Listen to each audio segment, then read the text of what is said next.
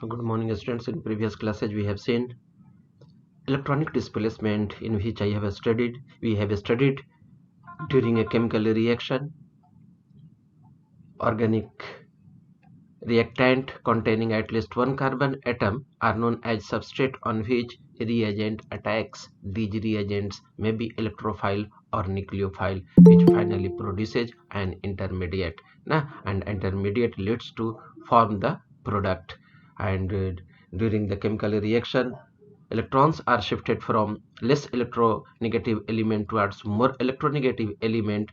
This is known as electronic displacement. In doing so, old bond breaks and new bonds are formed, and these electronic displacement is of two types: temporary effect and permanent effect. If polarity is developed due to change in or differences in electronegativity, then it is known as permanent effect. And if electronic displacement is due to on demand of the polar reagent, then this is known as temporary effect. In the case of temporary effect, when the reagent, polar reagent on which demand the electronic displacements were taking place is removed, it will restore. We have also studied inductive effect. What is inductive effect? The due to difference in electronegativity between two concerned atoms, polarity is developed. This is known as inductive effect. When electron pumping group or electron releasing groups are present in the system, they will release the electron toward the carbon skeleton. That is why these are known as plus I effect. There is surplus of electron by electron releasing group toward the reactant side, toward the system, and itself get positive charge. That is why it is known as plus I effect. While in the case of the minus I effect, minus inductive effect, electron withdrawing groups are present which withdraws electron from the system. That is why it is known as minus I effect. Okay, and the electron withdrawing group generally contains double bond along with halogen, while the pumping groups are tertiary butyl, secondary butyl, ethyl, methyl group is itself electron releasing group, pumping group. Today we will study about the resonance effect. It is polarization produced in the molecule due to interaction of two pi bonds or a single pi bond and a lone pair of electron present on an adjacent atom. होता क्या है कि जब आपका resonance होने लगता है तो दो पाई बॉन्ड के चलते या एक पाई बॉन्ड और एक लोन पेयर का इंटरेक्शन होने लगता है, जिसके चलते पोलराइजेशन हो जाता है और उस पर पोलरिटी प्लस माइनस डेवलप कर जाता है। इस इफेक्ट को हम लोग रिजोनेंस इफेक्ट कहते हैं। एक्चुअली ये रिजोनेंस होता ही है। इसमें रिजोनेंस के लिए कंडीशन मैं पढ़ा चुका हूँ ना। क्या क्या था कि ईच कार्बन एटम पर एक अनहाइब्रिड प्योर मेटल होना चाहिए, सेम प्लेन पर होना चाहिए, कंजुगेटेड सिस्टम में होना चाहिए। और रिजोनेंस में काफ़ी डिटेल में गया हूँ, उसको थोड़ा सा रिकॉल कर लीजिएगा। रिजोनेंस और को ही हम लोग ये मेजोमेरिज्म कहते हैं, ठीक है, या मेजोमेरिक इफेक्ट भी। इसको रिजोनेंस इफेक्ट को हम लोग मेजोमेरिक इफेक्ट भी कहते हैं। Compound which can have more than one Lewis structure और कैनोनिकल स्ट्रक्चर। इसमें जो हम लोग का कंट्रीब्यूटरिंग स्ट्रक्चर आता था उसको हम लोग कैनोनिकल स्ट्रक्चर या रिजोनेटिंग स्ट्रक्चर कहते थे। जैसे ये आपका बेंजीन रिंग है, यहाँ डबल बॉन्ड है, यहाँ सिंगल बॉन्ड है, तो यहाँ single double single double single double है। लेकिन जस्ट इसके में रिजोनेंस में होने से क्या हो गया है, यहाँ डबल, यहाँ सिंगल डबल सिंगल, यहाँ सिंगल होगा जी, टाइपिंग मिस्टेक है, यहाँ सिंगल हो जाएगा, यहाँ फिर डबल हो जाएगा, यहाँ सिंगल हो जाएगा। ठीक है, इसको मैं सुधरेगा भी नहीं अभी ना, यहाँ काट देता हूँ यहाँ से, ये ऐसे ये वाला नहीं है। ठीक है, तो ये देख लीजिए यहाँ पर क्लियर आपका दिखाया हुआ, जहाँ डबल था वहाँ पर सिंगल हो गया है, और जहाँ पर सिंगल था वहाँ पर इसमें डबल हो गया है। मतलब कि पाई बॉन्ड जो होता है इस तरह से रिजोनेट करता है, इसलिए हम लोग बेंजीन रिंग में इस तरह से हम लोग दिखला देते हैं। ठीक है, और फाइनली आजकल तो सर्किल ही हम लोग रिंग पर दे देते हैं, बीच में दे देते हैं। वो इंडिकेट करता है कि पाई बॉन्ड वहाँ रिजोनेट कर रहा है। Canonical structure of benzene due to delocalisation of electron. ठीक है, और ये हो गया रिजोनेंस हाइब्रिड स्ट्रक्चर। इसमें सारे बेंजीन रिंग के जो इंटरमीडिएट स्ट्रक्चर है सबका प्रॉपर्टी होता है। ठीक है, कैसे हुआ था वो हल्का सा मैं रिकॉल कराता हूँ। देखो यहाँ पर सपोज कि हाँ, जब भी इलेक्ट्रॉन का डिस्प्लेसमेंट होता है तो इन वन डायरेक्शन होता है, मल्टी डायरेक्शन में ना होता है, कोई एक साइड से होता है। सपोज कि इलेक्ट्रॉन यहाँ शिफ्ट कर गया, ठीक है, तो इस पर कैसा चार्ज आ जाता, माइनस चार्ज आ जाएगा, इस पर प्लस चार्ज आ जाएगा। जब जैसे ही इस पर माइनस चार्ज आएगा, ये इस इलेक्ट्रॉन को पंप करेगा, जिसके चलते ये पाई बॉन्ड भाग करके इधर आएगा, तो देखो यहाँ पर प्लस चार्ज डेवलप कर जाएगा, यहाँ पर अब आपका माइनस चार्ज डेवलप हो जाएगा। ठीक है, ये माइनस और ये प्लस मिलकर के यहीं पर तुम्हारा डबल बॉन्ड बना देगा, ये माइनस इधर के इलेक्ट्रॉन को पंप करेगा, तो ये भाग करके आपको इधर आ जाएगा, जिसके चलते इस पर प्लस डेवलप करेगा, इस पर माइनस चार्ज डेवलप करेगा। ठीक है, तो इसमें होता क्या है कि ये माइनस और ये प्लस मिलकर के यहाँ डबल बॉन्ड बना दिया, और ये माइनस और ये प्लस मिलकर डबल बॉन्ड बना दिया यहाँ पर सिंगल बॉन्ड में, इस तरह से ये कन्वर्ट हो जाता है। ठीक है, तो इसमें रिजोनेंस इफेक्ट को हम लोग मेसोमेरिक इफेक्ट भी कहते हैं, और ये क्या ये भी दो तरह का होता है। ठीक है, प्लस आर इफेक्ट और माइनस आर इफेक्ट। अगर किसी भी बेंजीन रिंग पर when electron donating group like methoxy group, NH2 group, CH3 group, SCH3 group are attached to benzene, they will pump electron toward the benzene ring and they will increase the electron density at ortho and para position। वो एक word नया आ गया, ortho and para position, उसको मैं बता दूंगा। ठीक है, हालांकि हमको आइसोमेरिज्म में ही उसको बताना चाहिए था, चलो तो पहले उसको मैं बता ही देता हूँ, चाहे पहले इसको समझा देता हूँ तब उस पर आता हूँ मैं ऑर्थो पैरा पर। तो जब कोई भी बेंजीन रिंग पर electron releasing group, electron pumping group like that are present, they will increase the electron density at ortho and para position in benzene ring. That is why it is known as plus R effect. They are surplusing the electron toward the benzene ring. These are activating the benzene ring। ठीक है, benzene ring को activate कर देता है। क्यों कर देता है? बेंजीन रिंग पर इलेक्ट्रॉन डेंसिटी को बढ़ा देता है, यही वजह है कि इसको प्लस आर इफेक्ट कहते हैं। और the source are getting the positive charge. Source पर देखो, यही ना सोर्स था, इस पर पॉजिटिव चार्ज आ गया, अब इधर इलेक्ट्रॉन डेंसिटी बढ़ गया। ठीक है, कहाँ कहाँ बढ़ा? ऑर्थो और पैरा पोजिशन पर। तो देखो सपोज कि कोई बेंजीन रिंग है ये। ठीक है, ऑर्थो पैरा पोजिशन किसको कहते हैं वो मैं समझाना चाह रहा हूं, ताकि आने वाले दिनों में ये ऑर्थो पैरा में वर्ड यूज करूं तो आप लोग को दिक्कत नहीं हो। जैसे ये बेंजीन रिंग है ना, तो ऑल कार्बन आर इक्विवेलेंट ना, तो इस पर कोई पोजिशन हम लोग नहीं देते हैं।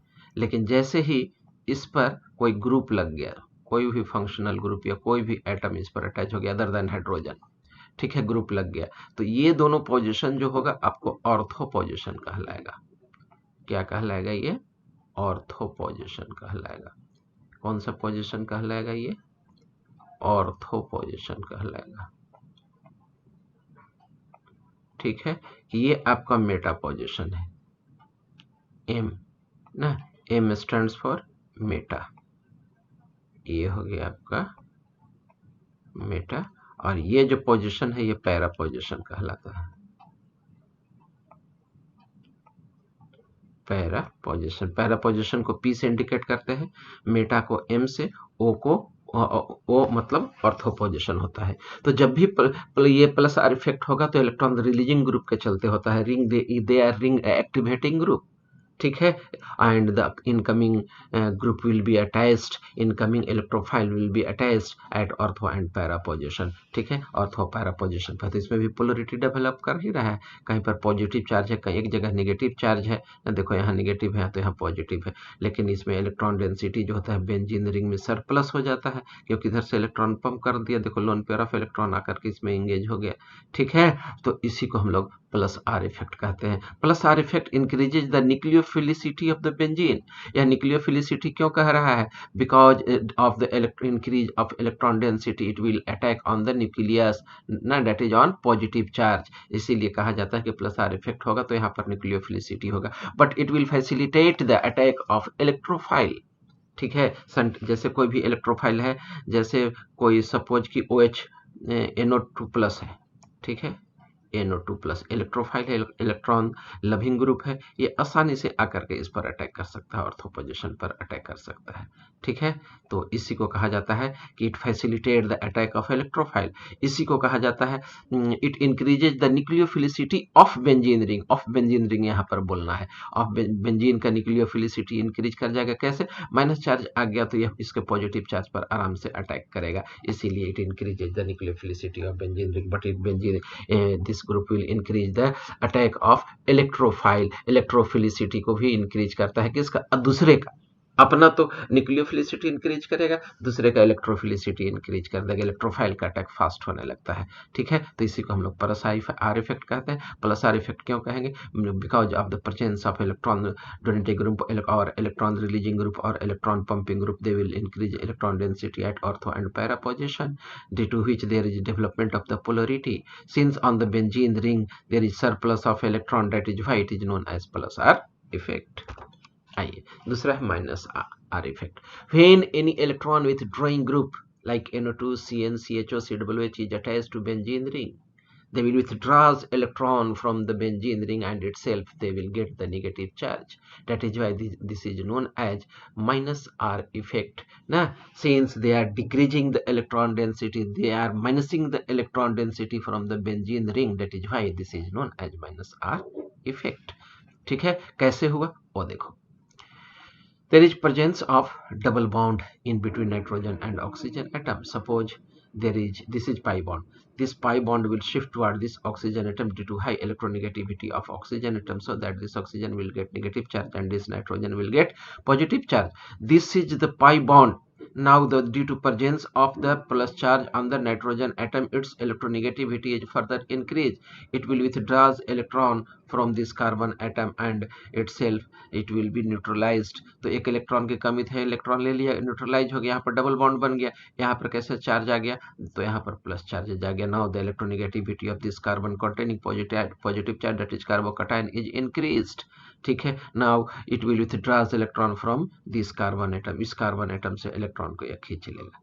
ठीक है, तो ये यहाँ से जो इलेक्ट्रॉन था ये तो यहीं पर रह गया, ये वाला इलेक्ट्रॉन इसको दे दिया तो ये न्यूट्रलाइज कर गया, यहाँ पर कैसा चार्ज डेवलप कर गया, पॉजिटिव चार्ज डेवलप कर गया। यह इलेक्ट्रॉन फिर इधर से डिक्रीज करा देगा, मतलब खींच लेगा, तो इससे यहाँ पॉजिटिव चार्ज आ गया, फिर यह इधर से पाई इलेक्ट्रॉन को खींच करके फिर न्यूट्रलाइज कर देगा। तो जहाँ पर तुम्हारा डबल बॉन्ड था, देखो वहाँ सिंगल बॉन्ड हो गया, और जहाँ पर सिंगल बॉन्ड था वहाँ पर ये आपका डबल बॉन्ड हो गया। ठीक है, तो क्या कहा जाता है, when electron withdrawing groups are present, they withdraws electron from the benzene ring, that is decreasing the electron density. That is why this is known as minus R effect. In other words, it can be defined as the source is getting the negative charges. That is why it is known as R effect, minus R effect. And there is resonance also, resonance हो रहा है, तो it will be electron deficient. That is why this effect is known as क्या कहा जाता है, ring deactivating group, ring को deactivate कर रहा है by decreasing the electron density na, and the incoming group will not be attached at ortho and position, ortho and para position। देखो ortho पर पॉजिटिव चार्ज है, ऑर्थो पर positive charge है, para पर भी देखो पॉजिटिव चार्ज है, therefore incoming electrophile na, suppose NO2 we are taking na, we have to attack the NO2 on the benzene ring, they will not attack on para position और at ortho position, या ortho position पर para position पर attack नहीं होगा, क्योंकि यहाँ पर already positive charge है, पॉजिटिव चार्ज यहाँ भी पॉजिटिव चार्ज है, देयर विल बी रिपल्शन ना, that is why it will only attack on Meta position, because Meta position is remain intact.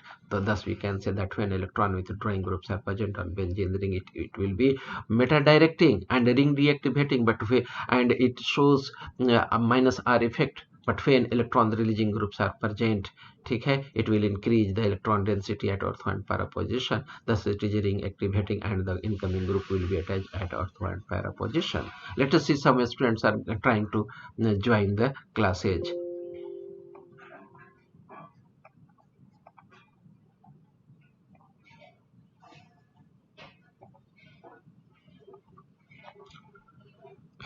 तो ये मैं बता दिया, माइनस आर इफेक्ट हो गया आपका।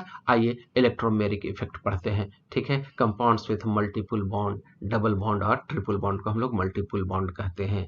Complete shift of shared electron to one atom in presence of an attacking reagent, shifting of electron is shown by curved arrow। देखो होता क्या है कि जैसे मैं आप लोगों को पढ़ा चुका हूं, ठीक है, कि इलेक्ट्रॉनिक डिस्प्लेसमेंट दो तरह का होता है। एक तो हो गया आपको क्या कहा जाता है, टेम्पोररी इफेक्ट, और दूसरा होता है परमानेंट इफेक्ट। टेम्पोररी इफेक्ट जो होता है हमेशा आपको किसी न किसी रीएजेंट के प्रेजेंस में होगा, अटैकिंग रीएजेंट के किसी के डिमांड पर होगा इलेक्ट्रॉनिक डिस्प्लेसमेंट। जैसे CH2 ले लो, इथीन ले लो, तो इथीन पर कोई चार्जेज है नहीं है, इस जितना इलेक्ट्रोनिगेटिविटी इस कार्बन का उतना ही इलेक्ट्रोनिगेटिविटी इस कार्बन का होगा, ठीक है। तो कोई एक दूसरे का इलेक्ट्रॉन को नहीं खींच पाएगा, ठीक है, इसलिए इलेक्ट्रॉनिक डिस्प्लेसमेंट नहीं होगा। जैसे एक नेल ले लो,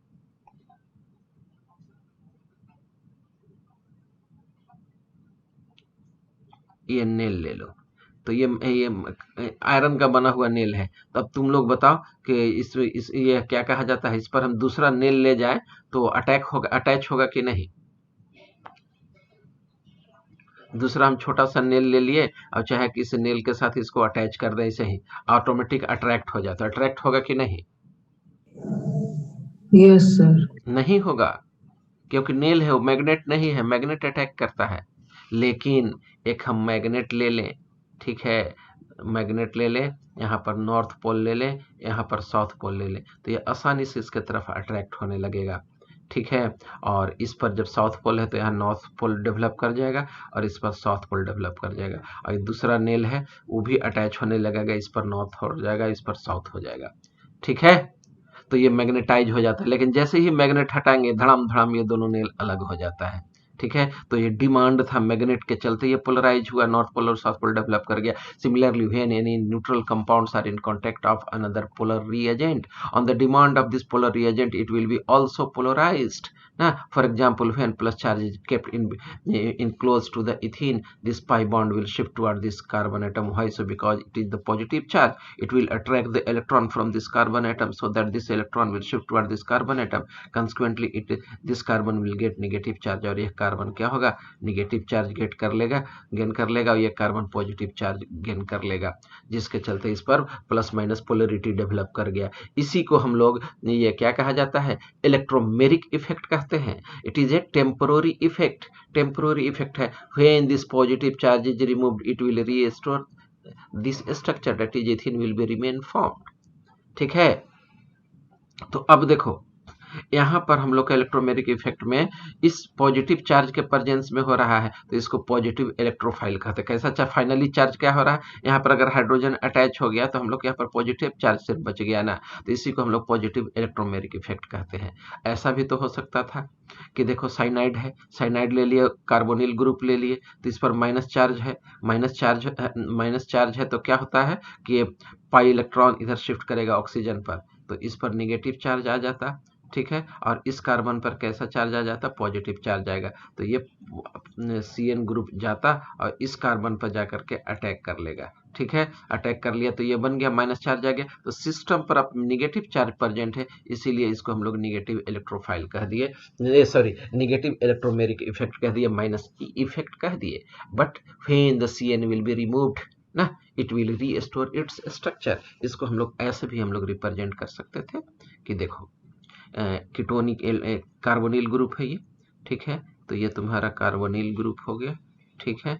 और ये फ्री बॉन्ड है हम लोगों का, यहाँ पर हम लोग का CN है, तो CN पर कैसा चार्ज है, माइनस चार्ज, तो ये कार्बन पर जब माइनस चार्ज है आपका, तो ये ऑटोमेटिक इस पर कैसा चार्ज डेवलप करा देता, पॉजिटिव चार्ज। तो देख लो यहाँ पर ये माइनस चार्ज यहाँ आ गया तुम्हारा, यहाँ पर तुम्हारा पॉजिटिव चार्ज आ गया, तो ये माइनस हो गया, यहाँ पॉजिटिव हो गया, ठीक है। तो देखो तो जैसे ही हम लोग CN को हटा देंगे ये अपना रीस्टोर कर लेगा स्ट्रक्चर, तो यहाँ पर क्या हो रहा है, हम लोग का निगेटिव के प्रेजेंस में हो रहा है, इसलिए क्या हो गया, minus electromeric effect, minus effect कहला गया, ठीक है।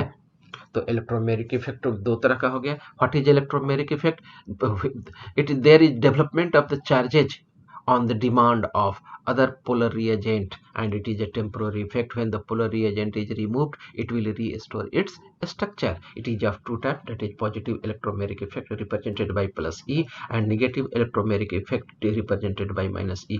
When there is shifting of electron, polarity is developed in the presence of positive charge, then it is in the final structure positive charge will be developed, and it is known as plus E effect. While in the case of the negative electromeric effect, it is taking place, polarity is developing in the presence of negative polar reagent, ठीक है, तो ये electromeric effect था। अब आ जाइए, next है hyper conjugation. It is a permanent effect. दो साइंटिस्ट थे, नाथन एंड बेकर। सबसे पहले इसको हम लोग, ये सबसे पहले बेकर एंड नाथन ही यूज किए थे, इसलिए this effect is also known as Baker and Nathan effect. ठीक है, this is also known as no bound resonance. इसको हम लोग नो बाउंड रिजोनेंस भी कहते हैं। क्यों कहते हैं नो बाउंड रिजोनेंस? क्योंकि इसमें रिजोनेंस की तरह शिफ्टिंग, इलेक्ट्रॉन का शिफ्टिंग होते रहता है, but there is no permanent bond in between the alpha hydrogen and it carbon, that is why it is known as no bound resonance ना। What is hyper conjugation? It is interaction of pi bond with the sigma bond of the alpha hydrogen. ठीक है, इसी को हम लोग hyper conjugation कहते हैं। तो आइए थोड़ा सा और एक बार आपको रिकॉल करा दूं, क्या hyper conjugation, it was introduced by Nathan and Baker, that is why it is also known as Nathan and Baker effect. There is resonance, but there is no fixed bond between the carbon and alpha hydrogen. ठीक है, that is why it is known as no bound resonance, and it is a permanent effect as it is taking place regularly without the demand of the any polar reagent. What is hyperconjugation? It is interaction of pi bond of alpha carbon with a pi bond with alpha hydrogen of with sigma bond of alpha hydrogen. What is hyperconjugation? It is interaction of pi bond of pi bond and sigma bond of alpha hydrogen. Simply इतना याद आपको रखना है। In other word it can be defined as the delocalization of sigma electron और lone pair of electron into adjacent pi orbital और P orbital is called hyper conjugation. ठीक है, इसको हम लोग वैसे भी क्या कहा जाता है, डिफाइन कर सकते थे कैसे? It is interaction of pi bond with sigma bond of alpha hydrogen बोलना जरूरी है। ठीक है, कंडीशन फॉर हाइपर कंजुगेशन क्या क्या है? There must be an alpha carbon hydrogen group और a lone pair on an atom adjacent to sp2 hybrid carbon atom, alkene, alkyne, carbocations, alkyne free radicals, nitro compounds with alpha hydrogen. किस किस में generally होता है? Alkyne में होगा, alkyl carbocation में होगा ये, ठीक है, अल्काइल फ्री रेडिकल में होगा, नाइट्रो कंपाउंड में होगा, लेकिन क्या होना चाहिए साथ में? अल्फा हाइड्रोजन होना चाहिए। अगर अल्फा हाइड्रोजन है तो हाइपर कंजुगेशन होगा, नहीं तो नहीं होगा। ठीक है, आइए हम लोग देखते हैं। The displacement of sigma electron toward the multiple bond occurs when there are hydrogen on the alpha carbon which is adjacent to multiple bond. What is multiple bond? That is double bond or triple bond. ठीक है, तो this result in the polarization of multiple bond. In propene, the sigma electron of CH bond of methyl group can be delocalized into pi orbital of doubly bonded carbon as represented below. आइए example से इसको समझाता हूँ। देखो, ये हम लोग propene ले लिए, तो सबसे पहले जानो कि अल्फा कार्बन है क्या, तो फंक्शनल ग्रुप है, फंक्शनल ग्रुप को घेर दो, घेर दिए। The carbon atom which is directly attached with the functional group is known as alpha carbon, this carbon is known as alpha carbon and these three hydrogen are alpha hydrogen. यही alpha hydrogen है, इसको हम लोग ऐसे ऐसे तीनों को अलग अलग रिप्रेजेंट कर सकते हैं। देखो, ठीक है, ये हटा देते हैं इसे। This is CH3.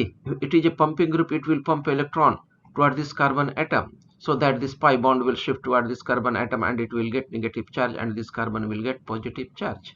ठीक है, यह पॉजिटिव चार्ज इस पर डेवलप कर जाएगा। ठीक है, अब इसमें होगा क्या, वो आप देखिए। अब जैसे इस पर पॉजिटिव चार्ज डेवलप हो गया तो मैं अलग से बना देता हूं आपको। ठीक है, तो ये हो गया C, इस पर हो गया H, इस पर हो गया H, ठीक है, ये हो गया H, 3 अल्फा कार्बन है, और ये हो गया हम लोग का CH ना, और CH पर प्लस चार्ज डेवलप कर गया, और देखिए CH2 है, CH2 पर कैसा चार्ज डेवलप कर गया, माइनस चार्ज डेवलप कर गया। ठीक है, now due to presence of positive charge at this carbon atom its electronegativity is further increased due to high electronegativity of this carbon atom it will withdraws electron either from this hydrogen or from this bond or from this bond, और यह electron यह खींच लेगा अपने तरफ। तो जानते हो किसी भी बॉन्ड में 2 इलेक्ट्रॉन होता है। देखो, एक कार्बन का इलेक्ट्रॉन यहाँ है और इस हाइड्रोजन का इलेक्ट्रॉन यहाँ है, तो थोड़ा सा चूंकि कार्बन का इलेक्ट्रोनेगेटिविटी ज्यादा होता है तो बॉन्डेड इलेक्ट्रॉन कार्बन की तरफ शिफ्ट रहता है, तो एक इलेक्ट्रॉन की कमी थी, ये इलेक्ट्रॉन खींच लिया, तो इसका तो रह गया, तो यहाँ पर क्या बन जाएगा, डबल बॉन्ड बन जाएगा। देखो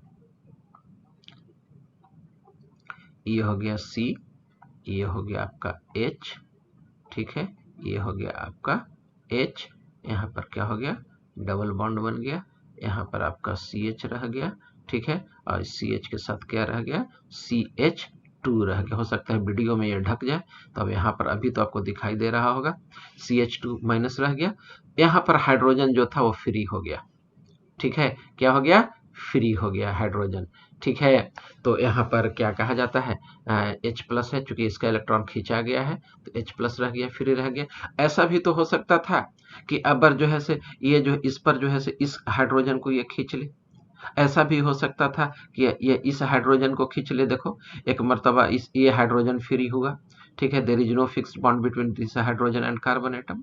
दूसरे में कहाँ पर का इलेक्ट्रॉन ले लिया, इस हाइड्रोजन का ले लिया, ठीक है, ये हाइड्रोजन फ्री हो गया, तीसरे बार ये हो गया, मतलब देयर इज 3 टाइम्स इंटरेक्शन, ठीक है।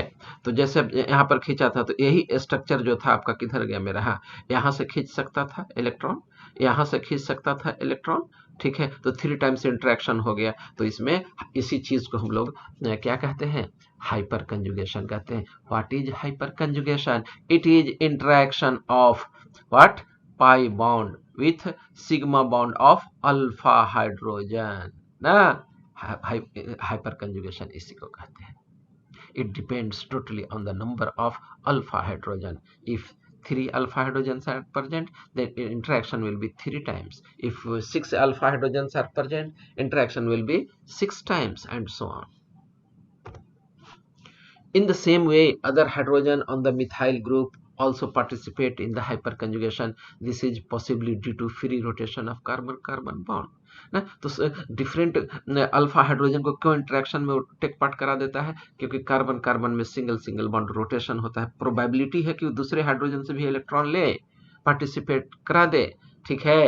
And as you know, as you have seen in the case of the structure 2, 3rd and 4th, ना, in the case of the propene there is no fixed bond between the alpha carbon and one of the hydrogen atom. That is why this effect is also known as no bond resonance, ठीक है। Now we will study about the consequences and application of the hyperconjugation stability. Let us study the stability of the alkene. See, this is कौन सा है, 1 2 3 4, 1 butene है, देखो 1 पर double bond है तो ये 1 ब्यूटीन है, और यहाँ तुम्हारा ये 2 ब्यूटीन है ना, तो देखो ये फंक्शनल ग्रुप हो गया, फंक्शनल ग्रुप हो गया, और ये अल्फा कार्बन हो गया, यहाँ भी अल्फा कार्बन हो गया, इस पर 3 हाइड्रोजन और 3 हाइड्रोजन, टोटल 6 हाइड्रोजन है। इस पर देख लो फंक्शनल ग्रुप तुम्हारा हो गया ये, तो अल्फा हाइड्रोजन कौन हो गया, सिर्फ 2 ही अल्फा हाइड्रोजन, ये तो बीटा हो गया, तो 2 अल्फा हाइड्रोजन हो गया, कितना अल्फा हाइड्रोजन हो गया, देखो 2 अल्फा हाइड्रोजन हो गया, तो इसका इंटरेक्शन 2 टाइम्स होगा, जबकि इसका इंटरेक्शन 6 टाइम्स हो गया, therefore 2 butene is more stable then 1 butene. Thus, we can say that hyperconjugation is helpful to decide which one alkene will be more stable and which one will be less stable. It is due to increase in number of contributing structure. ना, चलिए, तो ये stability of alkyne आपको discuss में कर दिया। आइए अब हम लोग क्या कहा जाता है देखते हैं, order of stability of alkyne. तो देखो एक अल्कीन हम लोगों के पास ये है, यहाँ डबल बॉन्ड है, ठीक है, तो हम लोगों के पास अल्फा हाइड्रोजन कौन कौन हो गया आपका, डबल बॉन्ड से जो डायरेक्टली अटैच्ड होता है, ठीक है, उसको अल्फा कार्बन कहते हैं, और अल्फा कार्बन का जो हाइड्रोजन होगा वो अल्फा हाइड्रोजन होगा। तो देखो अल्फा कार्बन ए भी है, अल्फा कार्बन ए भी है, अल्फा कार्बन ए भी है, अल्फा कार्बन ए भी है, तो 3 3 6, 3 3 9 3 4 12, 12 अल्फा हाइड्रोजन है, 12 मरतबा इंटरेक्शन होगा, एनर्जी ज्यादा रिलीज कर देगा, ज्यादा स्टेबल हो जाएगा। व्हाइल इन दिस केस 3 3 6 और 3 9, 9 अल्फा हाइड्रोजन है, 9 टाइम्स आपका इसमें इंटरेक्शन होगा, ठीक है। That is why this compound is more stable than this compound. Similarly in this compound number of alpha hydrogen are 6, 3 यहाँ से है और 3 यहाँ से है, 6 अल्फा हाइड्रोजन हो गया, ठीक है, 6 अल्फा हाइड्रोजन हो गया, तो क्या कहा जाता है 6 मरतबा इंटरेक्शन हो गया, तो 9 वाला से कम स्टेबल हो जाएगा। इसमें आइए, इसमें 3 अल्फा हाइड्रोजन है, इसमें 3 अल्फा हाइड्रोजन है, 3 टाइम्स ही इंटरेक्शन होगा, इसलिए कुछ कम स्टेबल है। और इसमें अल्फा हाइड्रोजन है ही, no hyper conjugation, therefore it is least stable. आइए, however, it is important to note that alkyl group attached to the double bond must contain at least one alpha hydrogen atom, ठीक है, for hyperconjugation. For example, in the case of following alkene containing tertiary butyl group on double bond carbon, the hyperconjugation is not possible. देखो अब इस पर, ये तुम्हारा functional group हो गया, ठीक है, अल्फा कार्बन तुम्हारा ये हो गया। अब देख के बताओ तो कि इस अल्फा कार्बन पर अल्फा हाइड्रोजन कितने हैं, how many alpha hydrogens are there? 0 sir. Exactly, well done, कोई अल्फा हाइड्रोजन नहीं है ना, बल्कि बीटा है, बीटा 3 3 6 3 3 9, बीटा अल्फा इस पर है ही नहीं, कोई हाइड्रोजन नहीं है, इसलिए इस पर हाइपर कंजुगेशन होगा ही नहीं। तो कहने का मतलब क्या हो गया, हाइपर कंजुगेशन के लिए अल्फा हाइड्रोजन जरूरी है, ठीक है। It is also important to note that effect of hyperconjugation is stronger than inductive effect. कहीं कहीं पर होगा क्या कि इंडक्टिव इफेक्ट भी हो रहा हो और किसी में हाइपर कंजुगेशन हो रहा हो, तो हाइपर कंजुगेशन ज़्यादा इफेक्टिव माना जाता है, ठीक है। क्यों इफेक्टिव माना जाता है, क्योंकि उसमें इंटरेक्शन बढ़ जाता है, ठीक है, इसीलिए क्या कहा जाता है, हाइपर कंजुगेशन स्ट्रॉन्गर माना जाता है। आइए हम लोग कुछ एग्जाम्पल देखते हैं, जैसे यहाँ हो गया 1 प्रोपीन और ये हो गया आपका 1 ब्यूटीन। तो 1 प्रोपीन के केस में देखिए प्लस आई इफेक्ट भी हो रहा है, it is electron pumping group, it will pump electron toward the alkyne ना, इधर डबल बॉन्ड की तरफ इलेक्ट्रॉन पंप करेगा, जिसके चलते क्या कहा जाता है, ये पाई बॉन्ड शिफ्ट कर जाएगा इधर, इस पर माइनस चार्ज आ जाएगा, इस पर प्लस चार्ज आएगा, पोलरिटी डेवलप हो गया, आपका इंडक्टिव इफेक्ट शो कर रहा है। इसमें भी इथाइल ग्रुप है, ठीक है, और इथाइल ग्रुप में एक मिथाइल ग्रुप है, एक इथाइल ग्रुप है, तो इथाइल ग्रुप ज्यादा इलेक्ट्रॉन पंप करता है, जबकि मिथाइल ग्रुप कम इलेक्ट्रॉन पंप करता है, ठीक है, फिर भी यह कम स्टेबल है। क्यों कम स्टेबल है, because it contains 2 alpha hydrogen, इसमें 2 ही अल्फा हाइड्रोजन एटम है और इसमें 3 अल्फा हाइड्रोजन एटम है, तो 3 अल्फा हाइड्रोजन एटम होने की वजह से इसमें 3 मरतबा इंटरेक्शन होगा, therefore it is more stable, while 2 butene is less stable as it contains only 2 alpha hydrogen atom, ठीक है। तो क्या कहा जाता है, जहां पर हाइपर कंजुगेशन हो और इंडक्टिव इफेक्ट दोनों साथ साथ हो रहा हो, तो उसमें प्रायोरिटी जो होता है हाइपर कंजुगेशन को दे दिया जाता है। स्टेबिलिटी ऑफ कार्बोकटायन ना, या कार्बोनियम आयन, ठीक है, तो कार्बोकटायन क्या है या कार्बोनियम आयन क्या है, मैं पढ़ा चुका हूँ। Carbon containing positive charge is known as carbocation. तो इसमें दो इफेक्ट होता है, प्लस आई इफेक्ट भी होता है और हाइपर कंजुगेशन भी होता है। तो जहाँ पर प्लस आई इफेक्ट हो, हाइपर कंजुगेशन हो, तो हाइपर कंजुगेशन हावी हो जाता है उस पर, ठीक है। तो देखो इस पर अल्फा, इस पर, इस कार्बन पर पॉजिटिव चार्ज है, यहाँ पर इस कार्बन पर पॉजिटिव चार्ज, इसमें अल्फा हाइड्रोजन है ही नहीं क्योंकि अल्फा कार्बन नहीं है, तो फंक्शनल ग्रुप की तरह बिहेव ये करेगा। तो अल्फा कार्बन ये हो गया, 3 हाइड्रोजन है, 3 हाइड्रोजन की वजह से 3 मरतबा हाइपर कंजुगेशन होगा and it will be more stable. Now, in other words, it can also be explained on the basis of inductive effect. This carbon contains one pumping group. It will pump electron toward this carbon atom, so that its electron क्या कहा जाता है, density will increase at CH2. Therefore, demand of the electron density will decrease. Consequently, it will be more stable. While in the case of the CH3, well, hydrogen atoms are present, which are less electron releasing group. Therefore, क्या कहा जाता है, fulfillment of electron will not be completed in the comparison of this ethyl carbocation. That is why ethyl carbocation is more stable than that of the CH3 plus, यानी कि methyl carbocation. मतलब दोनों तरह से इसको एक्सप्लेन कर सकते हैं आप, हाइपर कंजुगेशन के आधार पर भी कर सकते हैं और प्लस आई इफेक्ट के आधार पर भी कर सकते हैं। तो हाइपर कंजुगेशन और प्लस आई इफेक्ट दोनों हो तो वहां पर प्लस आई हाइपर कंजुगेशन हावी हो जाता है। आइए अब हम लोग दूसरा देखते हैं, इथाइल ग्रुप है, तो इथाइल ग्रुप में 3 अल्फा हाइड्रोजन है, 1 2 3, देखो 3 टाइम्स से इंटरेक्शन हुआ, एक मरतबा फर्स्ट हाइड्रोजन फ्री हो गया, दूसरे मरतबा देखो दूसरा हाइड्रोजन फ्री हो गया, तीसरे मरतबा तीसरा हाइड्रोजन फ्री हो गया, 3 टाइम्स से इंटरेक्शन हो गया, इसलिए यह ज्यादा स्टेबल हो गया, ठीक है, ethyl carbocation than that of methyl carbocation. ठीक है. In general, the stability of carbonium ion increases with increase in number of alkyl group containing alpha hydrogen attached to the positively charged carbon atom due to increase in number of contributory structure to hyperconjugation. That means on increasing the alpha hydrogen atom attached to क्या कहा जाता है positive carbon यानी carbocation, they will increase the interaction, that is why their stability will increase. Let us see one example. Tertiary carbocation है. क्यों tertiary है? क्योंकि इस कार्बन पर 3 मिथाइल ग्रुप है, 3 कार्बन एटम डायरेक्टली अटैच्ड है. ठीक है, तो 3 3 6 9 अल्फा हाइड्रोजन हो गया, तो 9 टाइम्स इंटरेक्शन हो जाएगा. यहाँ पर देखो सेकेंडरी कार्बोकटायन में 3 और 3 6 ही हाइड्रोजन है. ठीक है, इस कार्बन से अटैच. ठीक है, अल्फा हाइड्रोजन, तो सेकेंडरी आपका कम स्टेबल हो जाएगा, तब प्राइमरी होगा, उसी तरह से मिथाइल ग्रुप होगा. That means on increasing the number of alpha carbon atom hyperconjugation will increase, consequently their stability will increase. That is why tertiary carbocation is more stable than the secondary carbocation, and secondary carbocation is more stable than the primary carbocation, which is more stable than methyl carbocation. यही देख लो बेटा, tertiary carbocation है तो 3 3 6 9 alpha hydrogen है, 9 times interaction होगा, इसलिए यह सबसे ज्यादा स्टेबल हो गया आपको. तब इसको देखो, यहाँ कार्बोकटायन है तो 3 और 3 6, 2 ही अल्फा कार्बन था, 6 हाइड्रोजन हो गया, इसलिए इसके रिस्पेक्ट में ये कम स्टेबल है. इसमें देखो सिर्फ 3 अल्फा हाइड्रोजन है, इसलिए 3 मरतबा इंटरेक्शन हो गया, इससे यह कम स्टेबल है. किससे? तो सेकेंडरी ब्यूटाइल, सेकेंडरी आपको कार्बोकटायन के रिस्पेक्ट में आपको प्राइमरी कार्बोकटायन कम स्टेबल होता है, और मिथाइल कार्बोकटायन और लिस्ट कार्बो स्टेबल हो गया, क्योंकि उसमें हाइपर कंजुगेशन होगा ही नहीं.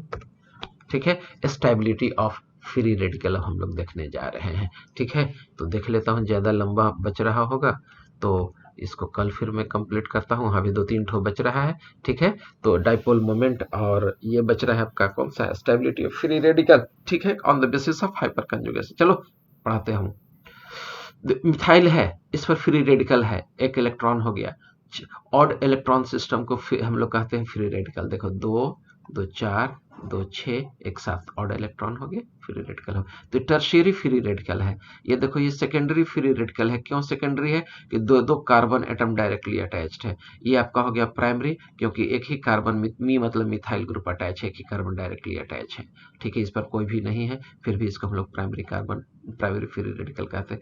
इन the case of 3 degree free radical, there are 9 alpha hydrogen atom, 9 alpha hydrogen atom, CH3 CH3 CH3, तो 9 alpha hydrogen से 9 मरतबा इंटरेक्शन होगा, इसलिए ज्यादा स्टेबल हो गया. ठीक है, इसके बाद इसमें देखो 6 टाइम्स इंटरेक्शन होगा, क्योंकि 6 अल्फा हाइड्रोजन है. ठीक है, इसमें 3 अल्फा हाइड्रोजन होगा, लिस्ट स्टेबल होगा, और सबसे कम जो होगा लेस स्टेबल होगा, और लिस्ट जो होगा ये स्टेबल हो जाएगा. ठीक है, तो it depends on the stability of free radical, also depends on ये hyper conjugation. Greater will be the number of alpha hydrogen, more will be interaction, and it will release more and more energy, and it will be more stable. ठीक है, अब आ जाइए dipole moment and bond length. तो इसको कल पढ़ाऊंगा बेटा. ठीक है, कि खत्म कर दूं इसको. टाइप्स ऑफ हमको ऑर्गेनिक रिएक्शंस एंड मैकेनिज्म रहता है. चलो ठीक है, देख लो dipole moment. The dipole moment, सबसे पहले बताओ डाइपोल है क्या? Anyone, what is dipole?